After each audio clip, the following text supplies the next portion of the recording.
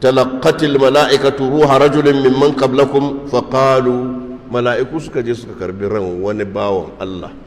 شيء سكجي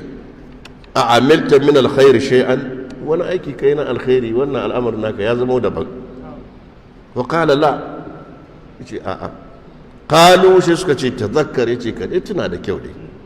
قال كنت أداين الناس فآمر فتياني yace ina ba mutane bashi sai in fada ma yara na dake kula da kantina da shagona da kasuwanci an yunziru al-mu'sir wa yatajawazu anil musir haka yace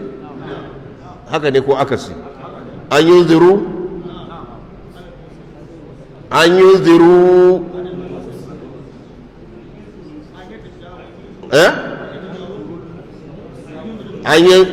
yunziru al-mu'sir su daga kafa ma wanda yake ba shi da hali wa ya tajawazu anil musiri wanda kuma ke yana da hali shi ma a dan sarara mishi kala da akasi yazo yace da akasi yazo ya tajawazu anil musir wa yunziru al musir ko da yafi akwai riwaya da ta zo haka akwai riwaya a cikin sharhi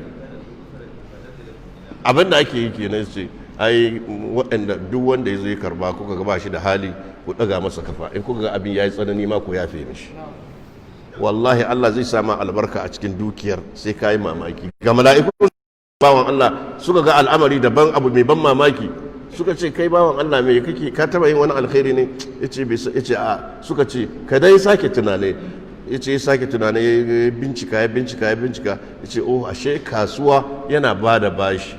sai ya fada ma yaransa masu kula da abin nan dinsa wanda duk ba shi da hali ko ya fi masa mai hali ma ku dan daga masa kafa sai al'amari yayi daidai ba kowane lokaci mai halin fa ke samun shi ma ya biya ba fa an fahimta to duk wanda yake to kafin mutum ya iya yin wannan sai ya shiga cikin kasuwanci da niyya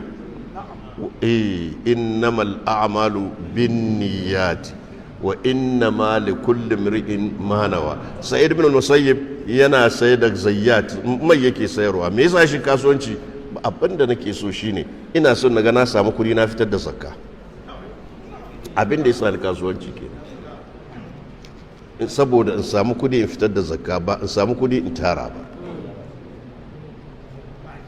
an fahimta to yaushe za kuma kullum ana karatu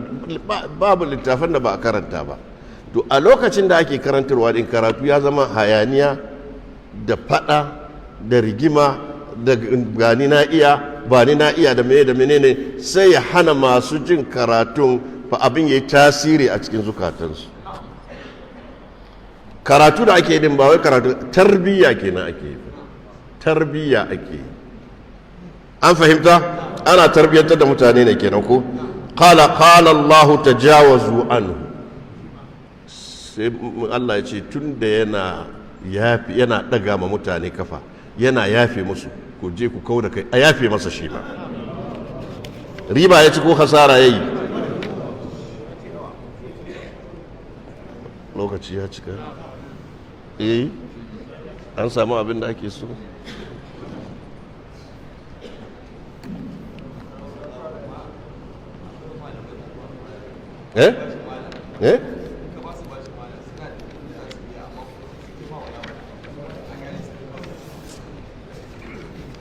اللهم اهدنا فيمن هديت وعافنا فيمن عافيت وتولنا فيمن توليت وبارك لنا فيما أعطيت وقنا واصرف عنا شر ما قضيت فإنك تقضي ولا يقضى